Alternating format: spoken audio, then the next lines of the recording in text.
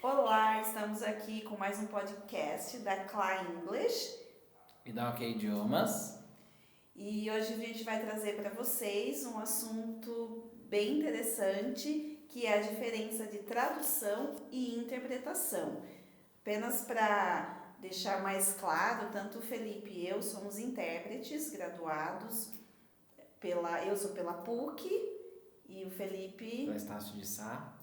Então a gente vai falar sobre a diferença desses dois temas, porque muitas pessoas acham que são as mesmas coisas e não é. Por isso a gente vai trazer para vocês aí, explicar um pouco essa diferença. Tradução é tudo aquilo que é escrito e interpretação, tudo aquilo que é falado. Oral. Temos técnicas diferentes, há muitas coisas que são diferentes. Lógico que se falarmos tradução simultânea, as pessoas vão entender que é aquela do Oscar, por exemplo. Mas não é o correto. Deveríamos dizer interpretação simultânea. O conceito da palavra já diz, né? Interpretação, interpretar. Então, o que carrega a interpretação? O oral, a mensagem, né, da fala e o emocional. Então, muito da interpretação carrega o emocional. Por isso que é intérprete. Né? Nós atuamos, nós interpretamos. Enquanto que a tradução, obviamente, né, nós carregamos a mensagem, o contexto, porém não tem como você colocar a sua emoção na voz, se é uma interpretação consecutiva no seu gesto, não dá, tem que estar tudo no escrito, então tem essa diferença. Né? E a tradução, quando você faz no papel, porque ela é escrita, você tem o tempo, você consegue ler, reler, pensar como você vai passar aquilo para a língua, no caso se for português, inglês, ou no caso inglês, português. Você tem tempo para realmente pensar, redigir e realmente verificar como aquilo vai ficar. Daí você lê, fala, não gostei, volta, troca a palavra. A tradução tem esse aspecto que digamos que seja mais fácil, porque você tem esse período e ela tá ali no papel. A interpretação não é assim, a interpretação ela é muito rápida, principalmente a simultânea, e na simultânea a gente acaba usando aquilo que chamamos de memória curta, certo, Fê? Sim. Porque você ouve o que o interlocutor está dizendo, no caso um palestrante, no caso o Oscar, como já citamos aqui, você vem a informação para você na língua e nós, enquanto intérpretes, temos que transmitir aquela mensagem na língua do público para que as pessoas possam entender. Então, é muito rápido. Por isso que não dá para fazer uma interpretação literal. Sim. A gente acaba tendo que desverbalizar, que é uma das técnicas. Então, você ouve, a informação vem, a gente tem que produzir aquilo na nossa mente, né? digerir, desverbalizar e depois transmitir, que é a produção. Porém, nunca conseguimos fazer isso ao pé da letra. O processo ele é tão rápido que a gente tem que ter essa habilidade de desverbalizar e transmitir, porém, como eu falei, não com todas as palavras. Por isso que, por exemplo, quando interpretamos quando é algo cômico, uma piada, que faz muito mais sentido para aquela pessoa que está falando, para o palestrante, que é, por exemplo, dos Estados Unidos, da Inglaterra, seja lá de onde for, do que para o intérprete, porque faz sentido para ele, porém quando a gente vai interpretar não faz sentido para o nosso público. Então a gente tem que ter, muitas vezes acontece de falarmos riam, todo mundo dá risada, porque não conseguimos interpretar a piada. Sim. Isso é comum, não é, Fê? Muito. Eu já vi casos de intérpretes que até falaram, né? O palestrante fez uma piada na tentativa de pegar o intérprete falou: por favor, gente, dá risada, é uma piada e não tem graça. Então a plateia toda deu risada, o palestrante achou que ele tinha interpretado a piada, né? E você falou de habilidade. Isso é importante, porque muita gente acha que, eu falo inglês, eu posso ser intérprete. Né? Não é assim que funciona. Existem os cursos de aprimoramento, existem as faculdades. É um curso muito novo, né? Tá chegando no mercado aí nos últimos 5, 10 anos, tem adentrado com mais força, mas qualquer um pode ser intérprete? Sim, basta prática, estudo, é algo que se pratica. Agora, eu falo inglês, morei 50 anos, independente disso, tem que ter as habilidades corretas. Né? Então, é um mito que as pessoas têm. Você fala, traduz aí pra mim. Não, é um trabalho sério, um trabalho que exige estudo, habilidade. Por exemplo, você fez PUC e depois um pouco de Estácio de Sá. Eu fiz a pós, né? Então você estudou o dobro de mim. E eu fiz em 1 ano e meio uma especialização somente nisso, trabalhando as técnicas. Então a gente ia para a faculdade, a gente ficava na cabine, né? Todos os sábados que a gente ia era só estudando isso. Vocês saíram de lá preparados? Para quê? Para assumir qualquer evento? Não, porque para cada evento você precisa se preparar. Então, ora você está fazendo um evento jurídico, ora você está fazendo um evento médico. Né? E nenhuma pessoa normal tem habilidade de ter todo o vocabulário do mundo. Né? Então, a gente sempre tem que ter as habilidades para estudar, as habilidades que vão ser usadas. Então, a gente sempre pergunta para o cliente antes, né? Qual tipo de interpretação vai ser. E nós vamos falar um pouco de cada tipo aqui para você entender como funciona. Para ser intérprete, não basta ser fluente no idioma. Muitas vezes você é fluente, você fala muito bem, mas você não consegue ser intérprete. Porque não basta conhecer o idioma muito bem. Para ser um intérprete, você tem que conhecer todas as técnicas, que são diversas. Por isso que eu falei da prática, né? E aí, além de termos todas essas técnicas, temos que praticar muito. Talvez haja pessoas que tenham uma facilidade maior de entender, conseguir fazer todo esse processo mental e transmitir a mensagem. Mas tem pessoas que não, que realmente tem que praticar, tem que ouvir. E o mais importante da interpretação é ter uma audição muito aguçada. Porque você, quando interpretamos todas as pessoas, indianos, japoneses, chineses, britânicos.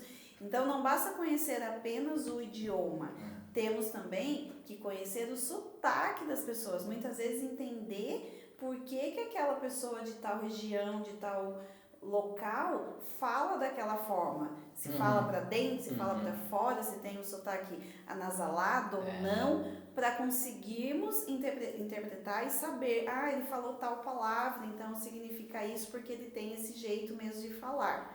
Aí entra um pouco da parte da habilidade, que é você se preparar antes do evento. Né? E aí temos as técnicas, que são, como o Felipe já comentou, as técnicas da interpretação, que são consecutiva. Vou citar aqui, depois a gente explica cada uma. Então, nós temos dentro da interpretação a consecutiva, a simultânea, a chuchotagem, que é o whispering, a Sight translation. Tem acho que as principais, que é de acompanhamento. A escorting, que é de acompanhamento. Acho que essas são as principais. E dentro delas tem as subdivisões, né? Então. Sim, muitas vezes é acompanhamento, mas é com mini equipo. Então, depende muito da situação. A consecutiva é aquela que o palestrante fala por um período, 5 minutos no máximo, mas que isso é impossível.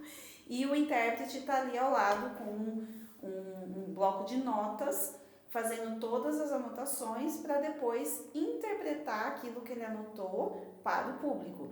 Porém, quando falamos em interpretação consecutiva, temos todas as técnicas. Quando a gente fala, vou anotar, mas não é anotar palavra por palavra daquilo que o palestrante falou. Existe uma técnica de desenho, de símbolos que você acaba criando para conseguir depois ler aquilo e interpretar, transmitir a mensagem, porque é impossível conseguir anotar todas as palavras que o palestrante falou. E essas técnicas também exigem muita habilidade, porque elas não podem fugir do contexto e tem que ter uma lógica de começo, meio e fim. É como fazer uma dissertação, como escrever uma redação com começo, meio e fim. Então, as técnicas da consecutiva são dessa forma, concorda, Fê? Com certeza, em gênero, número e grau.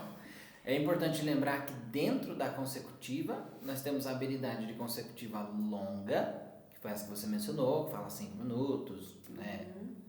O palestrante usa o tempo ali para fazer o pensamento dele. E tem a consecutiva intermitente, ou curta, como dizem, né? Que é, o palestrante fala 1 ou 2 frases, para, você repete. Fala 1 ou 2 frases, para, você repete. Né? Ainda assim, exige de uma memória longa da parte do intérprete.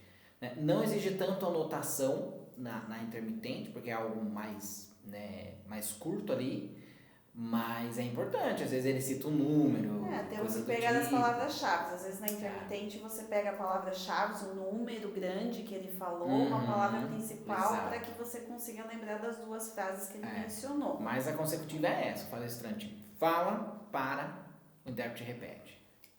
Aí temos a simultânea, que é a mais comum, que é aquela que todos vocês já viram, que é do Oscar, por exemplo. Então, a cabine com 2 intérpretes, sempre 2 intérpretes, porque se for um evento muito longo, é impossível fazer sozinho. O máximo que um intérprete consegue fazer são 20 minutos, então vai trocando. E a simultânea é aquela que você ouve o palestrante e transmite a mensagem ao mesmo tempo, por isso que é simultâneo. Às vezes tem questão de segundos aí de um atraso, de um delay, mas é muito curto, então tem que ser ao mesmo tempo e sempre dentro do contexto. Então nós temos que pensar muito rápidos, temos que ser rápidos para conseguir transmitir a mensagem. Vamos citar o último evento que nós fizemos, né? Tinha, por exemplo, o mestre de cerimônias era um humorista, né? Então nós chegamos antes do evento, bastante tempo antes, pudemos conversar com ele, pedir que ele tivesse misericórdia dos intérpretes, né? Mas era um evento corporativo, então eles não faziam grandes piadas, nada. Mas nós já pudemos nos preparar, nós sabíamos quem eram os palestrantes, né? Então a gente conseguiu estudar, ver como que eles falavam, o ritmo, e foi uma interpretação que nós passamos tudo do português para o inglês, não tinha nada do inglês para o português, né? Porque na minha opinião é mais fácil do português para o inglês, mas é isso, você tem toda a preparação por trás, não é só ali naquele momento, né? Você tem que se preparar muito. Nós nos preparamos 2 semanas para o evento. Sim, a gente sempre pede para o cliente o material antes do evento, para que você possa estudar pelo menos o tema do evento, às vezes os nomes dos palestrantes, porque se forem estrangeiros, a gente consegue pesquisar sobre eles e ouvi-los, ver se tem alguma apresentação no YouTube, em algum lugar, para que possamos nos habituar ao sotaque, principalmente se for, como já falei, da Índia, China, Japão, desses países que o sotaque é mais difícil. Com certeza. Então, essa é a interpretação simultânea.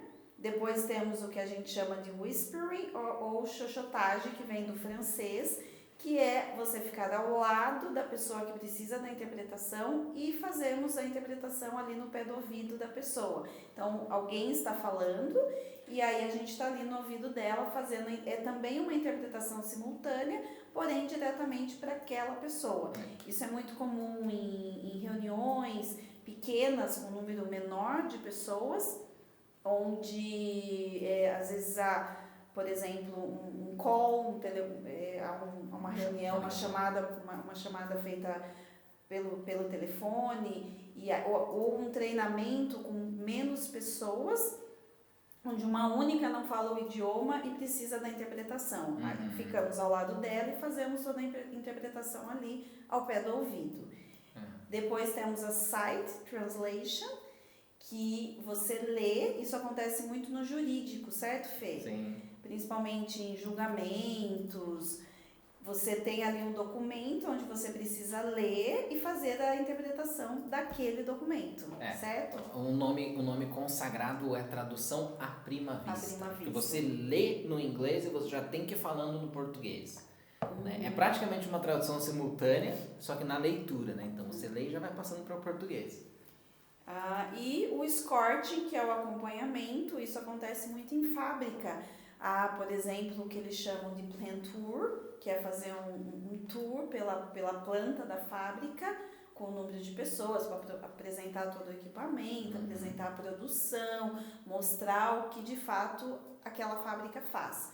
E aí você vai com as pessoas, normalmente a intérprete vai ali na frente, as pessoas estão com um mini equipo, não é aquele de cabine, eles têm um mini equipo, que é um foninho com um receptor, isso. pequenininho. A pessoa que está apresentando a fábrica, você como intérprete está ao lado dessa pessoa e a mensagem está sendo transmitida para as pessoas que estão acompanhando. Então essas são as principais modalidades da interpretação. Vale lembrar que a simultânea ela é mais usada no contexto de congressos, né? Então quando você tem um palestrante gringo e 500 pessoas que não falam inglês, né? Daí tem todo o aparato de cabine, todo o sistema de som preparado. Agora, a chuchotagem ou sussurrada, ela é usada simultaneamente, né? A Clarissa citou, porém no contexto menor. Então, às vezes tem um gringo, ou não, um número bem reduzido de gringo, e o resto falando um idioma comum. Então, a gente fica ali fazendo essa sussurrada, sussurrando literalmente no ouvido do gringo, né? Então é praticamente a mesma modalidade, porém em contextos diferentes, né?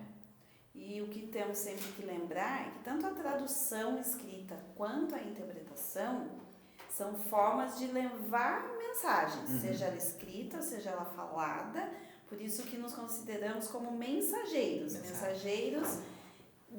Na interpretação, a gente faz naquele momento, porém estamos transmitindo uma mensagem, e na tradução, através de um papel. E na interpretação, ambas são muito importantes para uma comunicação, mas a interpretação, muitas vezes um evento não pode ocorrer se não houver os intérpretes, porque nem sempre todas as pessoas vão falar o idioma do palestrante. Sim.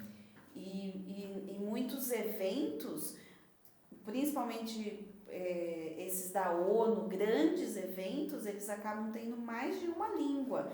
Então, há eventos que há 30, 40 intérpretes de diversos países, alemão, todos ao mesmo japonês, tempo, né? Todos ao mesmo tempo. Então você olha e tem lá a cabine de todas as línguas, e sempre está escrito a língua que está sendo transmitida, japonês, chinês, turco, inúmeras línguas, porque ele está sendo transmitido em várias línguas. Então é necessário intérprete de todo o mundo. Mas uma coisa legal também de citar é o que chama de relé, né? De relé, então, exatamente. por exemplo, o palestrante fala árabe. Então, vai ter um intérprete pegando o som da interpretação de inglês, então passando de árabe para inglês, e o intérprete passa para espanhol. Ele não está pegando o som do palestrante original. Então é uma terceira, digamos que seja uma terceira interpretação. Isso tudo em questão de milissegundos, é tudo muito rápido, né? É tudo muito, muito, muito rápido. E a interpretação, ela é mágica. Muito. Porém, ela é comparada com a profissão de um piloto. Dizem os grandes estudiosos que tanto os intérpretes quanto os pilotos são profissões que podem causar grandes problemas, grandes desastres, se não fizerem da forma correta. No caso, o piloto pode derrubar um avião. Sim. E a interpretação, quando não passamos a mensagem correta, ela pode gerar um problema grandioso. Pode gerar transtorno mundial. Exatamente, principalmente se forem grandes congressos médicos, de negócios, congressos que envolvam números. em congressos que realmente envolvam informações que sejam extremamente importantes para aquele momento, se não a transmitirmos de forma correta, isso pode gerar até uma falência de uma empresa, Sim, por exemplo. Sim. A interpretação é uma profissão muito ética, né? O intérprete tem que ter muita ética. Porque, na maioria das vezes, o evento é confidencial. Você não pode citar o nome da empresa, não pode citar o assunto da empresa. Então, você tem que ter essa ética de não posso comentar nem com meu esposo, com minha esposa, né? Você entrou na cabine, fez a interpretação, saiu na cabine, morreu, acabou. Exatamente. Né? E assinamos até contratos de confidencialidade. Na maioria das vezes, quando são coisas menores, quando são coisas mais públicas, um evento, por exemplo, sobre beleza, um workshop, algo mais público, nem tanto, mas quando são congressos com assuntos muito delicados, essa questão da confidencialidade é de extrema importância. Uma informação interessante, né, falando de intérprete, o trabalho mental é tão forte para um intérprete que você não vê intérpretes com Alzheimer, por exemplo. É verdade. Se existe, é um número muito baixo. Praticamente não existe. Porque uma pessoa que trabalha 30 anos com interpretação trabalhou tanto o cérebro, mas tanto, que não tem incidência de Alzheimer. Existem intérpretes aí com 89 anos em cabine.